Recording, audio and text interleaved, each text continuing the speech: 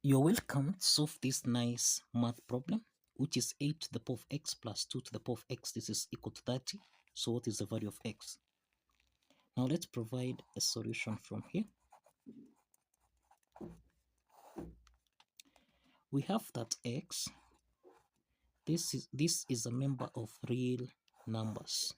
This is a member of real numbers. Now we have 8 to the power of x plus 2 to the power of x. This is equal to 30. We can express 8 as 2 to the power of 3 raised to the power of x, then plus 2 to the power of x. This is equal to 30. Now, 2 to the power of 3 to the power of x, this is in the form of 8 to the power of n raised to the power of m, which we can express as 8 to the power of m raised to the power of n. Applying this exponent property, then we have 2 to the power of x raised to the power of 3, then plus 2 to the power of x. This is equal to 30. Now 2 to the power of x is common here, so we can let 2 to the power of x be equal to k. Now let's express this equation here in terms of k, so that we have k to the power of 3 plus k. This is equal to 30. So the next step is to take 30 on the left hand side, so that we have k to the power of 3 plus k minus 30. This is equal to 0. So this is k to the power of 3 plus k minus 30. This is minus 27 minus 3. This is equal to 0. So this is k to the power of 3 plus k minus 27. This is 3 to the power of 3 minus 3. This is equal to 0. Now we have k to the power of 3, subtract 3 to the power of 3, then plus k minus 3. This is equal to 0. So we have got two parts here. This is actually the difference of two cubes expressed as a to the power of 3 minus b to the power of 3. And this is the second part here. Now this is the difference of two cubes that we can express as a subtract b. Into the parentheses, this is a to the power of 2 plus a times b, then plus b to the power of 2. Applying this identity, then we have k subtract 3. Into the parentheses, this is k to the power of 2 plus 3k, then plus 3 squared, which is 9. Then plus, here we have k subtract 3. This is equal to 0. Now we have that k subtract 3 is common, so we can factor out k minus 3. Into the parentheses, this is k to the power of 2 plus 3k plus 9. Then here plus 1. Cross the parentheses, this is equal to 0. So this means we have k minus 3. Then here we have k to the power of 2 plus 3k plus, now 9 plus 1, this is the same thing as 10, and this is equal to 0. So this is k subtract 3. This is equal to 0. Then here we have k to the power of 2 plus 3k plus 10. This is equal to 0. So from the first part here, k is equal to 3. K is equal to 3. The second part here, this is a quadratic equation where we have a is equal to 1, b is equal to 3, and c, this is equal to 10. Now, let's assess the nature of the root of this quadratic equation by determining the discriminant value, which is b squared minus 4ac. We need to check if the discriminant value is less than 0. That means that we have complex roots. And if it's greater than 0, then we have real roots. Okay, so let's substitute the values of a, b, and c in this formula here.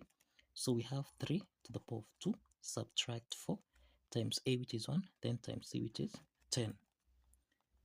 So 3 squared, this is equal to 9, minus 4 times 10, this is 40, and this is equal to negative 31, and this is less than 0. Now we have a discriminant value, which is negative 31, and this is less than 0. So what this means is that we have two complex roots. We have two complex roots here, and therefore there is no real solution that can be obtained from the quadratic equation part. So this means that the quadratic equation is rejected. The quadratic equation is rejected simply because here we have that x is a member of real numbers. So let's focus on k. We have that k is equal to 3. K is equal to 3. So if you recall, we have seen that we let 2 to the power of x be equal to 3. So we can introduce logarithm here, that is log 2 to the power of x. This is equal to log 3. So this implies that we have log 2 to the power of x, which is in the form of log a to the power of b, which can be expressed as b log a. So let's apply this power of property. So we have log 2 to the power of x as x log 2. This is equal to log 3. So let's divide both sides by log 2 and also here by log 2.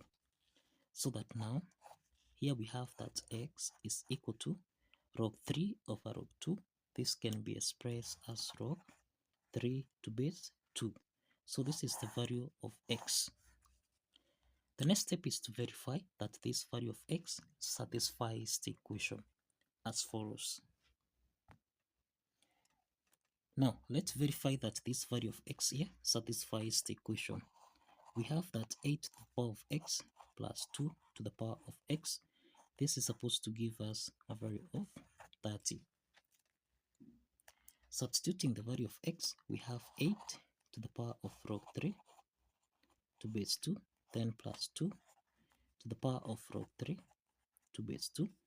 This is supposed to give us a value of 30. The next step is that we can express 8 as 2 to the power of 3. So we have 2 to the power of 3 raised to the power of log 3 to base 2, then plus 2 to the power of log 3 to base 2. This is supposed to give us a value of 30. So this is 2 to the power of 3 log 3 to base 2, then plus 2 to the power of log 3 to base 2. This is supposed to give us a value of 30. Now, this is the power here, so we can express this as 2 to the power of log 3 to the power of 3, then to base 2, then plus 2 to the power of log 3 to base 2. This is supposed to give us a value of 30. The next step is that 2 to the power of log 3 to the power of 3 to base 2 and 2 to the power of log 3 to base 2. This is in the form of a to the power of log b to base a, and this is supposed to give us a value of b. So 2 to the power of log 3 to the power of 3 to base 2. This should give us a value of 27. And 2 to the power of log 3 to base 2. This is supposed to give us a value of 3. So this implies that we have 27 plus 3, and this is supposed to give us a value of 30. 27 plus 3, this is equal to 30, and this is equal to 30. So we have that the left hand side is equal to the right hand side. And this affirms that the value of x here, which is equal to log 3 to base 2, satisfies the equation. So kindly follow the steps, like this video, and kindly subscribe. See you in the next video. Bye bye for now.